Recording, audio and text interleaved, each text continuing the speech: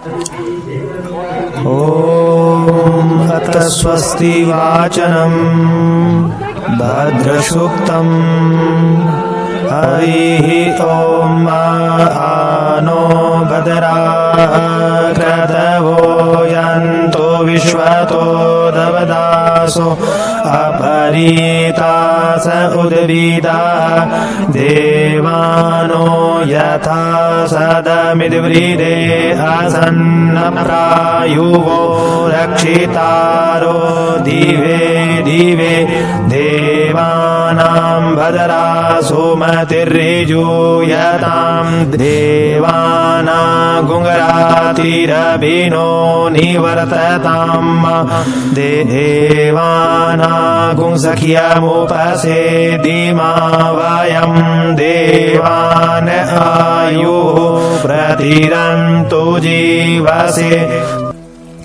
तान् पूर्वयानि विदाहुमहि वयं भगं मित्रमदितिं दक्षमश्रिदम् अर्जमणं वरुणगुं सोममश्विना सरस्वतीना सुभगामयस्करत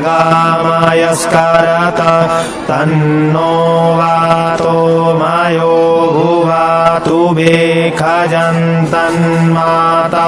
पृथ्वी तत्पिता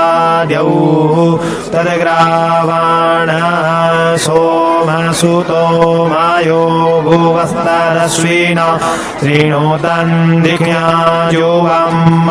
तमीशानं जगतस्तस्थु कस्पतिं धियं जिन्वमवसे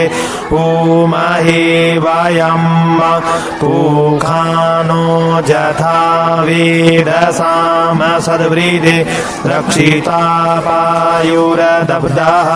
स्वस्ताहि स्वस्ति न इन्द्रो वृद्धश्रवाः स्वस्ति न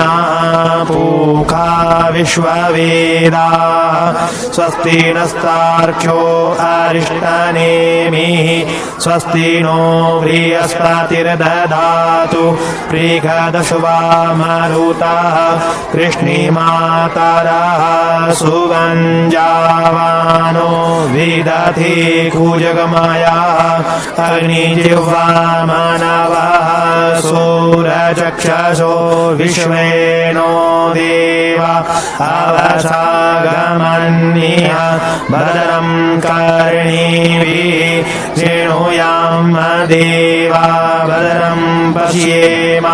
शरीरजत्राः स्त्रीरैरङ्गैस्तुष्टुवांसस्तनो बिर्व्यशेमहि देवहितं यदायुः शतमिन्नो शरदो अन्तिदेवा जत्रा नश्चकरा जरसन्तनूनां पुत्रासो जत्रा पितरो भवन्ति मानो मदयारीरिखतायुर्गन्तो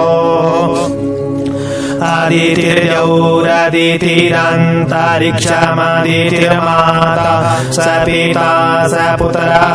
विश्वे देवा अदितिः पञ्चजनाः अदितिर्जातमदितिर्जनित्वम् द्यौः शान्तिरन्तरिक्षगुं शान्तिः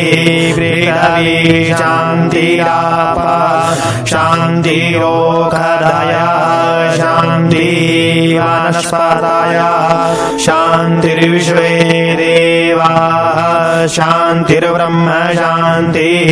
सर्वगुं शान्तिः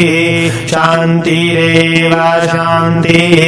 सामा शान्तिरेधि यतो यतः समीहसे ततो नो